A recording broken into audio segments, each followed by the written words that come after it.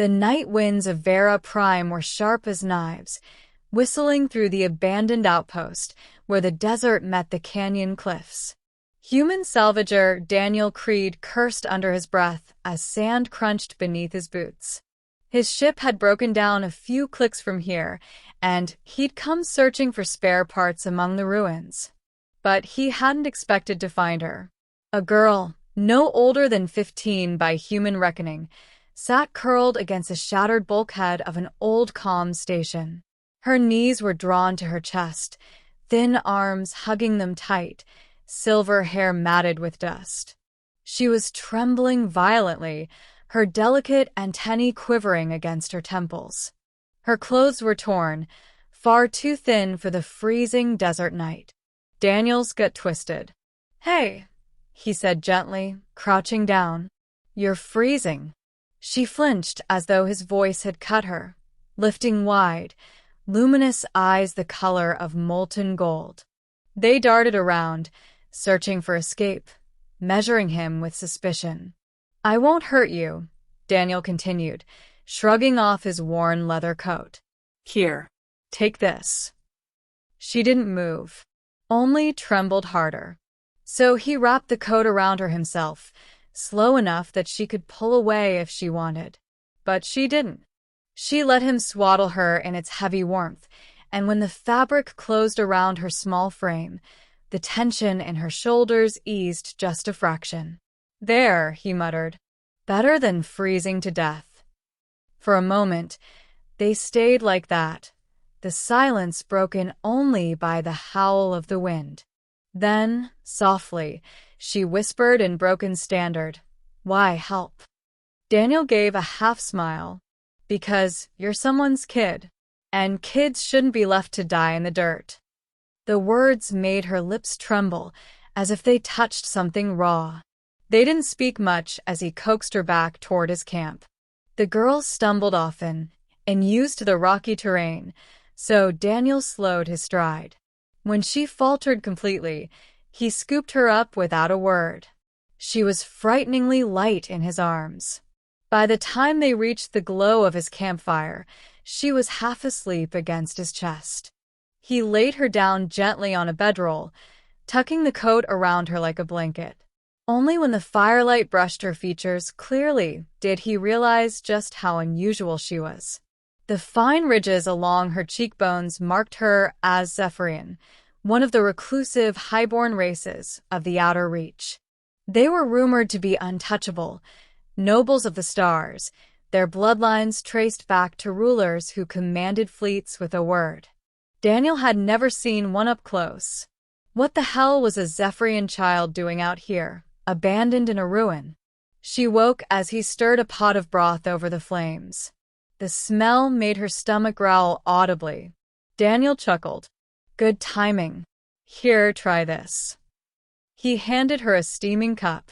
She sniffed it suspiciously, then sipped.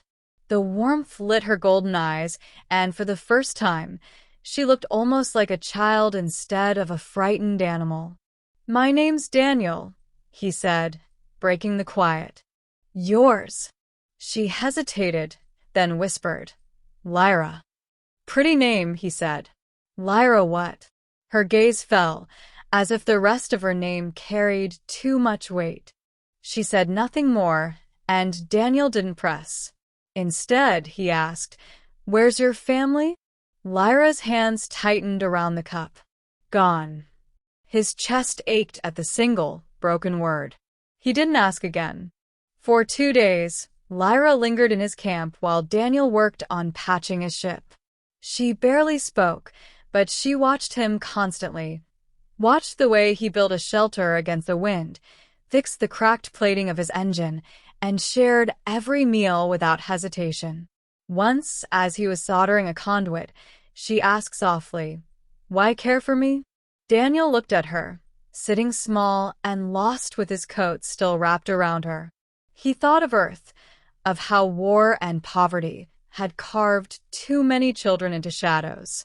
He thought of his little sister, buried years ago under rubble when bombs fell. "Because nobody cared when they should have," he said at last. "Not for her." Not for a lot of kids. I won't make the same mistake. Lyra's eyes glistened. She turned away quickly, but not before he saw the tear slip down her cheek. On the third night, the silence broke, not by choice. Engines roared in the distance, harsh and guttural. Daniel tensed. Raiders. Lyra went rigid, whispering, "They come." "Who?" Her lips trembled. "Hunters. For me." Before Daniel could question, the sky lit with search beams.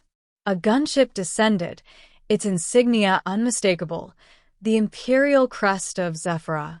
Soldiers disembarked in perfect formation. At their heads strode a woman draped in midnight robes, her silver hair flowing like a river of starlight. Lyra gasped, "Mother!" Daniel's heart stopped. Her mother? The woman's gaze found them instantly, her eyes glowing the same molten gold as Lyra's. Power radiated from her presence, commanding, regal, terrifying. She was Empress Seraphine of Zephyra, ruler of half the Reach. Daniel suddenly realized the truth. He hadn't just saved some lost girl. He had sheltered the heir to an empire. "Lyra," the Empress called, her voice carrying like thunder. "Come to me." But Lyra clung to Daniel's coat, shaking her head violently. "No. Don't want palace. Don't want cages. Want here." She looked up at him desperately. "Stay." Daniel's throat tightened. He was a nobody, a salvager scraping by on broken worlds. What could he offer her against a throne? Yet in her eyes, he saw a raw terror. Not of soldiers or raiders, but of being taken from the only person who had shown her kindness without condition. He rose slowly, placing himself between her and the approaching soldiers. His pulse hammered, but he stood firm. "She doesn't want to go," he said. Gasps rippled through the soldiers. No one spoke to the Empress that way. Seraphine's eyes narrowed, molten fire locking on him. "Do you know who you defy, human?" "Doesn't matter," Daniel said. "She's a kid, and kids should get a choice." The silence that followed could have crushed mountains. Then, shockingly, the Empress lifted a hand, halting her guards. Her gaze softened as it turned to Lyra. "You would stay with him? A wanderer, a stranger?" Lyra peeked from behind Daniel and nodded fiercely. "He cared. You never." Pain flickered in Seraphine's regal mask. For a long moment, she said nothing. Then she stepped closer, her voice quieter.